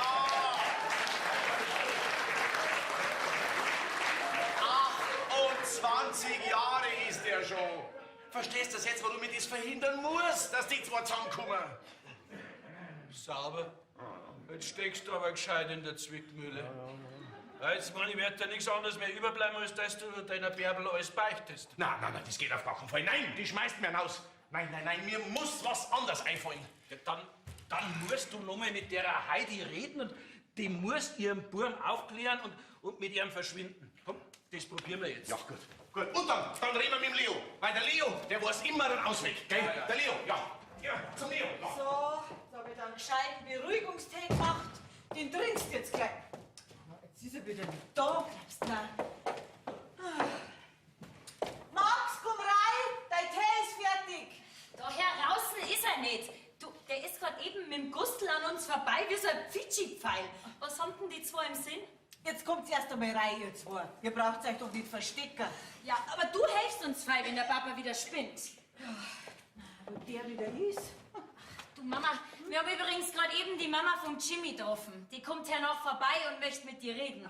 Wir haben ihr nämlich erzählt, dass der Papa so gegen Jimmy ist. Du kennst ja meine Mama, die Heidi. Ja, freilich. Weil du, die kennt sich ja gut mit Heilkräuter aus. Heilkräuter? Also davon habe ich jetzt noch nie was gehört. Also, sie hat gestern bei Max eine gescheite Kräuterkur gemacht. Komisch. Zu mir hat sie mir gesagt, sie hält nichts von dem Teezeug. Ah, ja, da kommt's ja schon. Dann können wir's gleich fragen. Grüß euch. Und? Hat sich dein Vater schon wieder eingekriegt? Nein, ich glaube nicht. Der ist gerade mit dem Gustl ins Zelt. Ich glaube, dass die einen Leo suchen. Ja, das glaube ich, dass die einen Leo suchen. Aber keine Angst, der beruhigt sich schon wieder, gell? Das glaube ich nicht. So wie der geschrien hat. Der mag mich nicht, das ist alles. Also, ich verstehe das auch nicht, warum der so dagegen ist, dass der Jimmy die Lisa gern hat. Das kann ich euch schon sagen, warum der so dagegen ist. Ja, warum denn nachher? Weil er meint, dass er der Vater vom Jimmy ist. Was? Wie? Jetzt nochmal. Mein Papa meint, dass er der Papa vom Jimmy ist? Wie soll denn das gehen? Ja, also das darf mich jetzt auch interessieren. Du kennst ihn doch erst halt gestern. Ich kenne ihn eigentlich überhaupt nicht, aber kennengelernt habe ich ihn vor fast 30 Jahren in München auf dem Oktoberfest. Ja, da hat er mit seinem Freund, dem Leo, ein Nachtlager gesucht. Und ich hab's ihm gegeben. Ja, willst du vielleicht damit sagen, dass er mit dir... Nein, keine Angst. Der hat einen solchen Rausch gehabt, der wollte bloß noch ins Bett. Ach gut. Ja, aber der andere, der Leo, der war schon noch hellwach. Also, das möchte ich jetzt schon genauer wissen. Komm, setz dich her. Also allzu viel gibt's da gar nicht zum Erzählen. Wir waren halt alle in Oktoberfestlaune. Ja, und ein paar Bier haben wir auch alle zu viel gehabt. Jedenfalls am nächsten Morgen waren sie verschwunden. Alle zwei, ohne Adresse zu hinterlassen. Ja, und wie ich dann gemerkt habe, dass ich ein Kind krieg, ja, da habe ich natürlich nicht gewusst, wo ich nach dem Leo suchen soll, ne? Und gestern im Bierzelt, wie ich dann den Max erkannt habe, ja, da war ich ja wie vom Blitz gestreift und bin sofort daher. Ich wollte natürlich wissen, ob der Leo auch in dem Dorf wohnt. Na ja, und dann bist du auftaucht. Drum war der so komisch und hat er so rumgestuttert. Und wie du wieder weg warst, habe ich ihm erzählt, dass ich einen Burm hab. Und wie ich dann gemerkt habe, dass der sich an nichts mehr von dieser Nacht erinnern kann, da habe ich nicht ihm glauben lassen, dass er der Vater von Jimmy ist. Also solche Lumpen, ha? Und zu mir haben die gesagt, sie waren auf der Bavaria eingesperrt. Na, wart, das soll doch mal noch büßen. Ich glaube, der hat schon seine Buße. Der schwitzt Blut und Wasser, weil er meint, dass der Jimmy und die Lisa Geschwister sind. Ach so, ja. Und weil er nicht weiß, wie er jemals wieder aus dem Schlamassel rauskommen soll. Ja, und? Weiß der Leo schon Bescheid? Ja, freilich.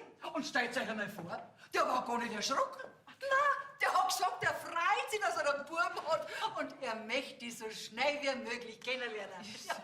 Und die Alimente, die will er mir auch nachzahlen. Auwe, also seine Frau, meine, wird da nicht so begeistert sein. Ja. Er hat schon gesagt, dass er mit ihr reden muss.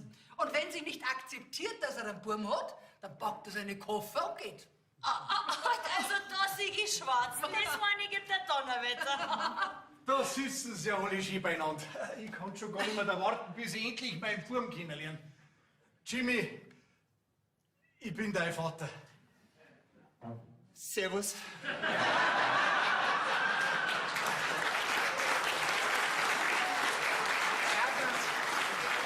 Wenn ich das früher gewusst hätte, ich hätte schon gesorgt um euch. Ja, bist du da so ganz sicher? Nein, wirklich, ich lass mich doch nicht lumpen. Gell, ich bin doch so stolz auf meinen Buben. Der Disco Jimmy ist mein Bub. Und ich hab ihn engagiert, das war ein Zufall. Durch unser Fahnenweih habe ich dich endlich kennengelernt. Geh her, Bub, lass dich drucken. Und deine Frau, was sagt denn die? Hat die schon einen Luftsprung gemacht? Zuerst hat sie ein bisschen dumm geschaut, dann hat sie geschimpft.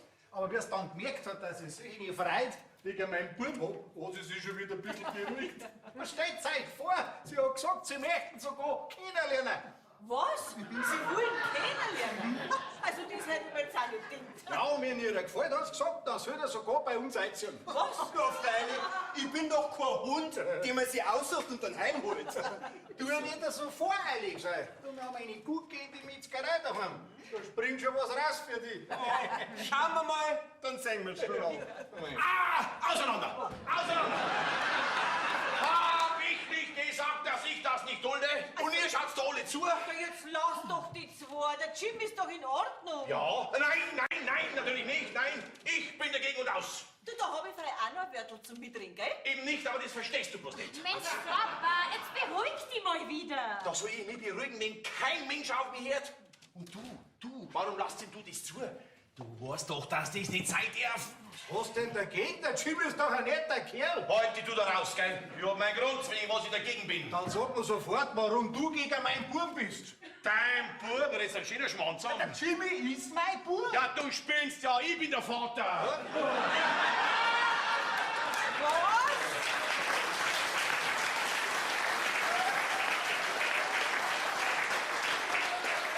Der Jimmy ist dein Bub?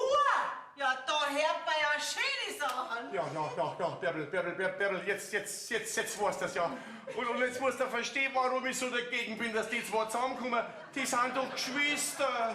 Na, das glaub ich jetzt nicht. Bärbel, kannst du mir jemals verzeihen? Ja, Bärbel, ich weiß, ich habe einen großen Fehler gemacht. Ich hoffe, du kannst mir jemals verzeihen. Ich glaube, jetzt hat er genug geschwitzt. Ha? Was? Na komm her. Setz dir mal da her. Was ist denn? Die Heidi hat da was zum Sagen. Noch was? Du hast ja gar nichts zum Vorwerfen, außer dass du damals einen riesen Rausch gehabt hast. Aber der Vater von Jimmy ist der Leo. Und der Leo ist der Vater. Weißt du das ganz gewiss? Ja, Frau, ja, da wissen ja der Vater von meinem Bub ist. So, jetzt gehe ich wieder ins Zelt über, gell? Ihr kommt ja alle nach, dann sehen wir uns. Ja. Also, pfiat euch dabei. Ja, bitte, Mama. Lieber Gott, ich danke dir, dass dieser Kelch an mir vorübergegangen ist. Der Jimmy ist eindeutig mein Bub. Ja, der schaut doch genauso aus als wie ich. Ich mein,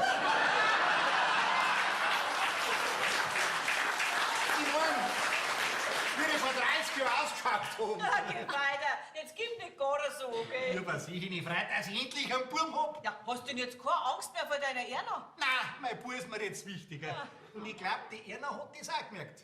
Ich glaub, die freut sich sogar ein bisschen, dass wir jetzt endlich ein Nachkommen haben. Macht mir mal die Tür auf, dass ich reinkomme. Jesus, ja, Erna! Ja, was hast denn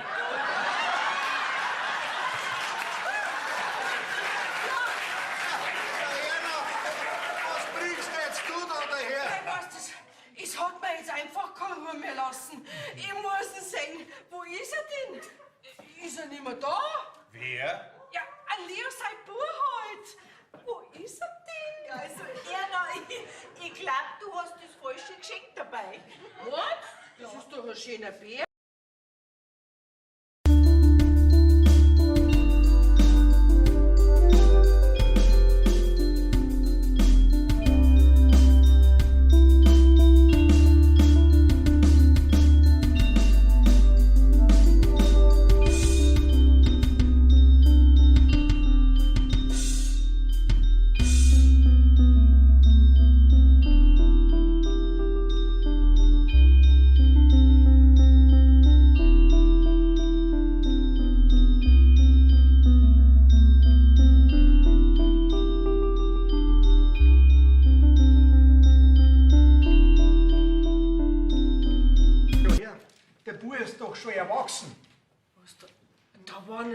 ganz frisch verheiratet.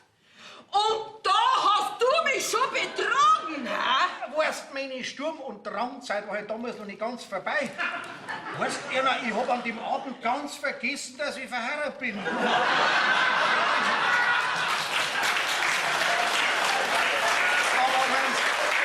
wenn's erst vergangen.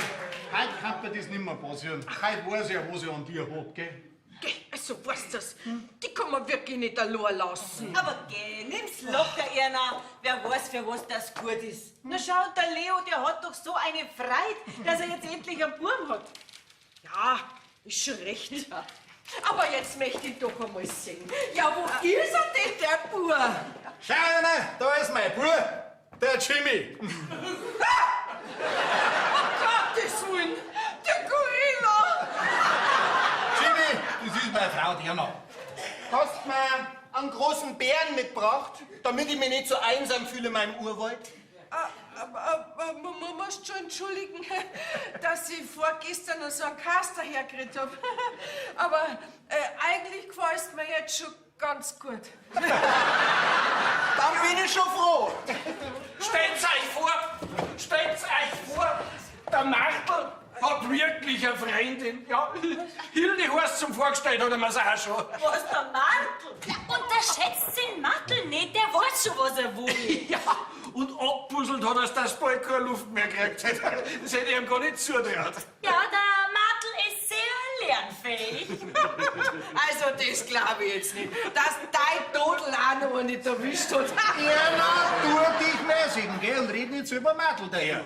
Ja, der Bursch kann nicht so ein Brachkerl sein, als wie mein Jimmy, gell? Sitzen denn die zwei so nah beieinander? Ich hab gemeint, zwischen denen darf nichts sein. Jetzt halt schon. Ich bin nicht der Vater. Nicht? Warum jetzt auf einmal nicht? Weil ich der stolze Vater bin. Du? Ich hab gemeint, der Max, hey. Na, der hat bloß einen Mordstrom Rausch gehabt, der Schlawiner. Sonst nix. Sonst nix. Du wirst jetzt aber froh sein. Das kannst du denken, dass der froh ist. Aber jetzt kommt's, setzt euch her, dann machen wir gescheit Brotzeit. Dankeschön, aber wir gehen ja schon mal vor ins Bierzelt. Zur Brotzeit hab ich noch nie Nein gesagt. Oh, jetzt greif's zu. Viel Zeit haben wir nicht mehr. In einer Stunde müssen wir im Zelt drüben sein. Jesus, ich hab ja noch eine Rede zum Schreiben. Hab ich ganz vergessen. Heute ist ja der Abschluss von unserer Erfahrung, ich brauche eine gescheite Abschlussrede. Nein, jetzt ist erst einmal was, gell? So viel Zeit muss sein. Sonst fällst du uns ja noch vom Podium runter. Nein, ich muss jetzt da. Du musst jetzt gar nichts. Jetzt sitzt du hin und gib mir Ruhe. Ich wäre ja schon recht, das trinkt mir erst einmal einen Schluck. Auf meine plötzliche Vaterschaft. Und auf einen guten Abschluss von unserer Fahnenweihe. Und auf das, dass uns unsere Frauen so großzügig verziehen haben.